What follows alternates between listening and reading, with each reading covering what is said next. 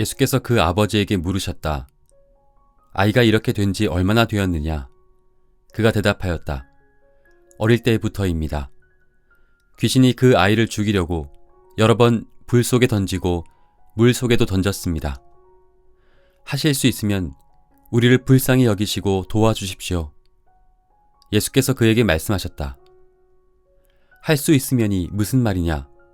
믿는 사람에게는 모든 일이 가능하다. 그 아이 아버지는 큰 소리로 외쳐 말했다. 내가 믿습니다. 믿음 없는 나를 도와주십시오. 마가복음 9장 21절부터 24절 말씀. 어떤 사람이 자기 아들을 예수님에게 데리고 왔습니다. 그 아이는 말을 하지 못하게 하는 귀신이 들려 있었습니다. 아이의 증세를 보면 마치 간질병을 앓고 있는 것처럼 보입니다. 옛날 사람들은 요즘처럼 병의학이 발달되기 이전이니까 웬만하면 귀신이 들렸다고 한 것 같습니다. 그러나 오늘 본문의 기록자인 마가는 그렇게 무턱대고 귀신 들렸다고 하는 것 같지는 않습니다. 오늘 말씀의 평행 본문인 마태복음 17장 15절의 이야기에서는 이 아이의 병명을 간질병이라고 밝히고 있기 때문입니다. 그렇다면 마가는 뭔가 다른 의도를 가지고 이 문제에 접근하고 있다는 것을 생각할 수 있습니다. 아이의 상태를 간질병이라고 하지 않고 귀신 들렸다고 하는 것은 이 아이의 비참한 처지를 절실하게 드러내므로 그 원인을 밝히려는 것이겠죠. 예수님은 그 더러운 귀신의 정체를 밝혀서 내쫓기 이전에 먼저 한 일이 있었습니다. 그것은 그 아이의 아버지에게 믿음을 요구한다는 사실입니다. 과연 아이의 아버지에게 요구한 그 믿음이라는 게 무엇일까요? 아이의 아버지가 예수님에게 말합니다. 할 수 있으면 우리를 불쌍히 여기시고 도와주십시오. 이 한마디에서 그가 어떤 심정으로 예수님을 찾아왔는지 느껴집니다.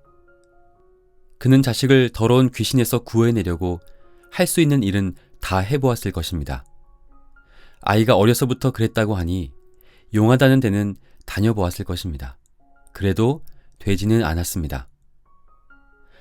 할 수 있으면 이라는 이 아이 아버지의 말은 예수님의 능력을 믿지 못해서라기보다 지금까지 그가 해온 아들을 위한 수고와 노력에 비추어진 말일 것입니다.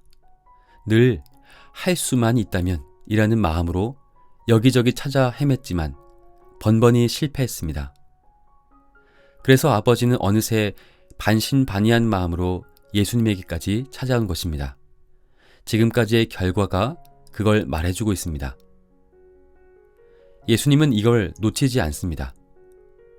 아이 아버지가 갖고 있는 불안과 불신을 지적하십니다. 아이 아버지는 여태 할 수 있으면 하면서 이 사람 저 사람을 찾아다녔습니다. 그러다가 예수님의 제자들을 만났고 예수님 앞에까지 오게 된 것입니다. 그래서 역시 할 수 있으면 하고 부탁하고 있습니다.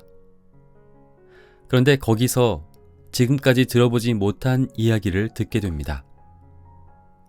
할 수 있으면이 무슨 말이냐?